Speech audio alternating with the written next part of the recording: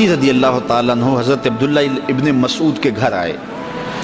یہ اس وقت آئے جب حضرت عبداللہ ابن مسعود سخت بیمار تھے اور موت و حیات کی کشمکش میں تھے. تو انہوں نے ان کا حال پوچھا. جب واپس پلٹنے لگے تو اشرفیوں کی 2 تھیلیاں حضرت عثمان غنی نے حضرت عبداللہ ابن مسعود کو دی. تو حضرت عثمان کو تھیلیاں دیتے ہوئے دیکھ کر کے حضرت عبداللہ ابن مسعود صحابی رضی اللہ تعالیٰ عنہ نے کہا یہ کیا ہے؟ کہا یہ جو ہے ضروریات پوری کر لینا. تو آپ نے کہا کہ میں تو جا رہا ہوں, میری تو ضروریات ختم ہو رہی ہیں. تو کہا حضرت آپ کی بیٹیاں تو ہیں, بیٹا تو ہے نہیں, تو یہ آپ کے بعد آپ کی بیٹیوں کے کام آ جائیں گے. تو حضرت عبداللہ ابن مسعود کا یقین دیکھیے, فرمانے لگے کہ یہ کسی اور کو دے دو, میری بیٹیوں کو ضرورت نہیں رہے گی, اس لیے کہ میری بیٹیاں اتنی دیر تک سوتی نہیں ہیں جتنی دیر تک سورہ واقعہ نہیں پڑھ لیتے. اور میرے رسول نے وعدہ کیا ہے, اور یہ بات میں نے اپنے کانوں سے سنی ہے, کہ سورہ واقعہ جو ہے وہ فقر کو دور کرتی ہے, اور میری بیٹیاں سورہ واقعہ کی عامل ہیں. تو کہا کہ یہ پریشانی مجھے تو نہیں ہونی چاہیے کہ میرے بعد میری بیٹیوں کو رزق کہاں سے ملے گا جب ان کے پاس سورہ واقعہ موجود ہے. کہا یہ اٹھا لو اور جا کے اس کو دو جس کے پاس سورہ واقعہ نہیں ہے. تو روز سورہ واقعہ پڑھو, روز سورہ واقعہ پڑھو, تو دیکھنا رزق کے دروازے کیسے کھلتے ہیں. میں جب بھی گیا ہوں, اور اب بھی, کیونکہ میرے تو اتنے اخراجات نہیں, سادہ سی زندگی ہے, لیکن جامعہ کے حوالے سے ایک مسئلہ ہے, تو جب کبھی ایسا ہوتا ہے تو میں بچوں کو بٹھا کے تو سورہ واقعہ پڑھو, اور خود سورہ واقعہ پھر معمول بنا لیتا ہوں. تو پھر اللہ ایسی جانب سے رزق دے دیتا ہے کہ پتہ بھی نہیں ہوتا. تو سورہ واقعہ معمول رکھو. آخری بات, اور وہ حضرت سہل بن سعد الساعدی رضی اللہ تعالی عنہ کی مرویات سے ہے. شکا رجل الی رسول اللہ دیک المعیشۃ والفقر. ایک شخص حضور کی خدمت میں حاضر ہوا, کہا حضور تنگ دست بڑا ہوں, کثیر العیال ہوں, بچے زیادہ ہیں, ذرائع آمدنی تھوڑے ہیں, میرے لیے کوئی نسخہ ارشاد فرمائیے. تو آقا کریم نے اس کو کیا نسخہ دیا؟ یہ سب سے آسان نسخہ, اذا دخلت الدار فسلم علیہ. جب گھر جائے تو گھر والوں کو السلام علیکم کہا کرو.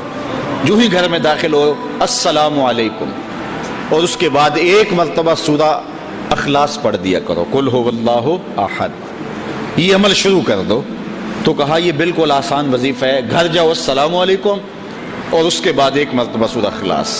اس عمل کو نہ چھوڑنا, بلکہ فرمایا کبھی ایسا ہو تو گھر جائے تو گھر میں کوئی بھی موجود نہ ہو, تو کہا عمل کو پھر بھی نہیں چھوڑنا. فسلم علیہ, کہا تو مجھے سلام کہتے ہیں. وہ اپنے نام لیواؤں کو تنہا چھوڑتے کب ہیں, جہاں ہم دم نہ ہو کوئی وہاں سرکار ہوتے.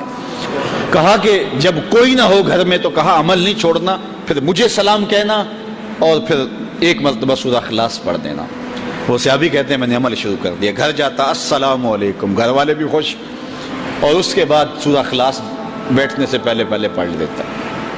اور اگر گھر میں کوئی نہ ہوتا پھر تو مجھے چاہ چڑھ جاتے, پھر میں یا نبی سلام علیکہ پڑھتا, پھر حضور کی بارگاہ میں سلام پیش کرتا.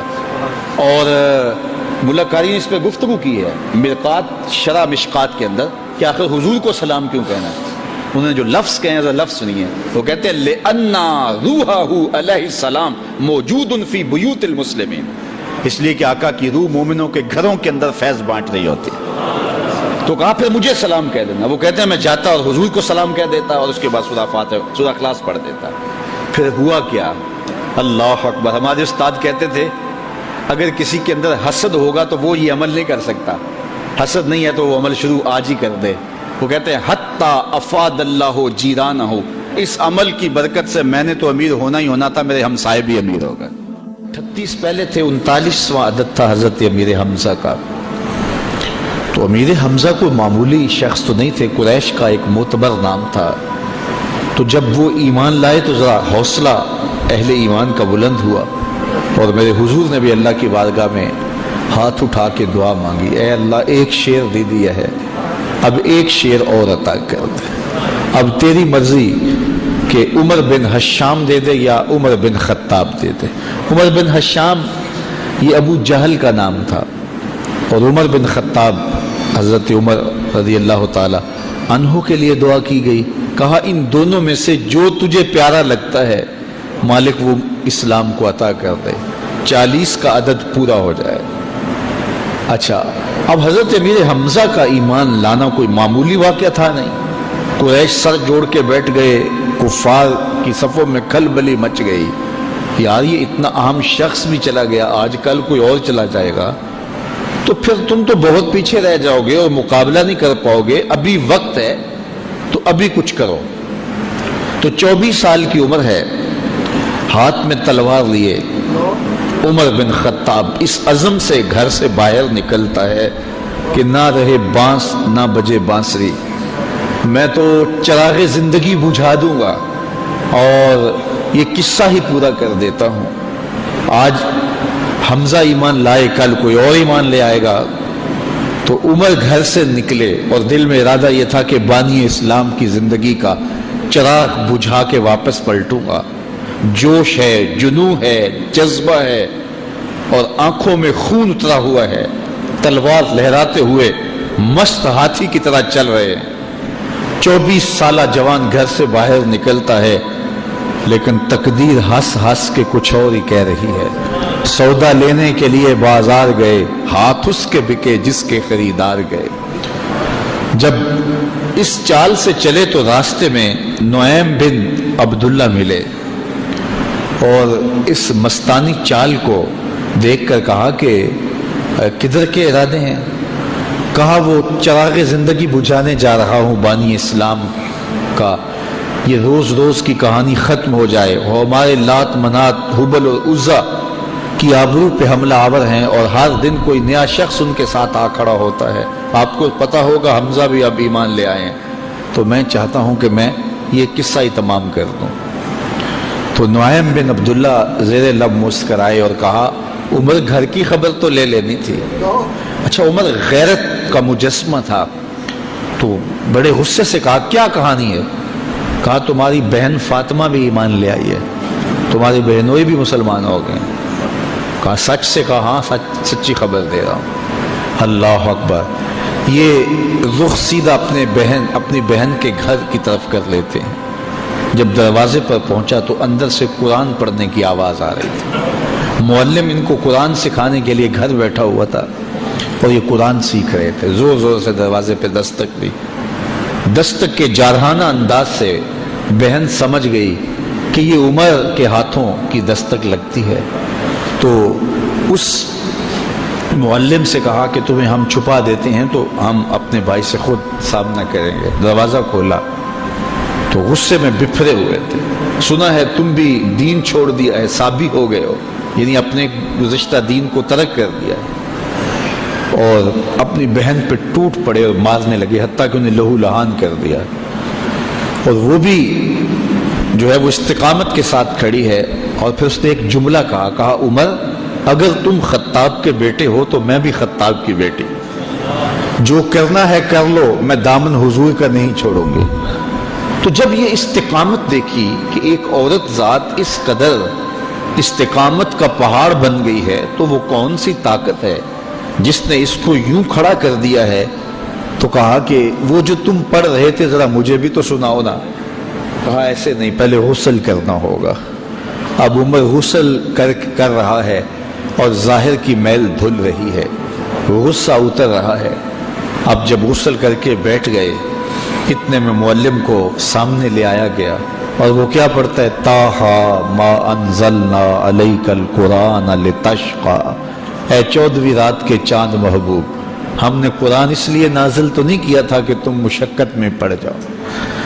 یہ پڑھتے جا رہے ہیں اور عمر کا دل پسیجتا چلا جا رہا ہے، پھر آنکھوں میں آنسو بن کر وہ جذبات بہنے لگے۔ پھر عمر کے لب کھلے اور اپنے بہنوئی اور اپنی بہن سے کہا مجھے بھی اس دہلیز پہ لے چلو۔ اللہ اکبر! عمر کی تو ساری عمر برباد ہو گئی، میں نے 24 سال کہاں کاٹ دیے، مجھے اس دہلیز پہ لے چلو۔ اب عمر اپنے بہنوئی کے ساتھ دار ارقم کی طرف بڑھ رہے۔ یہ کوہ صفا پہ حضرت ارقم کا گھر تھا جو اسلام کی پہلی درسگاہ بنی، اور یہاں چھپ کے مسلمان دین سیکھتے تھے، چونکہ ابتدائی ایام تھے۔ تو جب عمر کو آتے ہوئے دیکھا تو کسی نے دروازے کی درزوں سے دیکھا کہ عمر آ رہے ہیں، تو کہا کہ عمر آ رہے ہیں۔ عمر کی ہیبت تو تھی، تو امیر حمزہ کہا کہ اگر اچھے ارادے سے آئے ہیں تو استقبال کریں گے، خوش آمدید کہیں گے، لیکن اگر برے ارادے سے آئے ہیں تو ان کی تلوار سے ان کی گردن کاٹیں گے۔ اور جب دروازہ کھلا اور عمر اندر آئے تو آقا کریم علیہ الصلوۃ والسلام نے ان کے گلے کے اندر جو کپڑا تھا اس کو پکڑ کے ایسے جھٹکا دیا، اور ساتھ کا عمر وہ وقت نہیں آیا کہ تم اسلام قبول کر لو۔ اللہ اکبر، بس وہ جھٹکا دینے کی بات تھی تو عرض کی حضور وہ وقت آ گیا ہے، اور عمر کے لبوں پہ کلمہ توحید جاری ہو گیا۔ تو ارقم رضی اللہ تعالیٰ عنہ کے گھر میں بیٹھے ہوئے ان صحابہ نے بلند آواز سے کہا اللہ اکبر۔ مکے کی وادیاں گونج اٹھیں، اور پھر حضرت عمر ایمان لانے کے بعد پہلی بات جو حضور سے کرتے ہیں، کیا حضور ہم حق پہ نہیں ہیں؟ حضور نے فرمایا ہم حق پہ ہیں۔ کہا اللہ کا دین سچا نہیں ہے؟ فرمایا اللہ کا دین سچا ہے۔ آپ اللہ کے سچے رسول نہیں ہیں کیا؟ کہا میں اللہ کا سچا رسول ہوں۔ تو کہا پھر ہم چھپ چھپ کے عبادت کیوں کریں؟ اللہ اکبر۔ تو کہا سین حرم میں چلتے ہیں۔ اب مسلمانوں کی دو صفیں بنی، ایک صف کے آگے حضرت امیر حمزہ تھے اور ایک صف کے آگے حضرت عمر بن خطاب تھے، حضور درمیان میں تھے، اور یہ قافلہ 40 افراد پر مشتمل مسجد حرام میں پہنچا اور پہلی نماز کھل کے پڑھی گئی۔ حضرت عبداللہ ابن مسعود رضی اللہ تعالیٰ عنہ فرماتے ہیں عمر کا اسلام لانا اسلام کے لیے عزت تھا،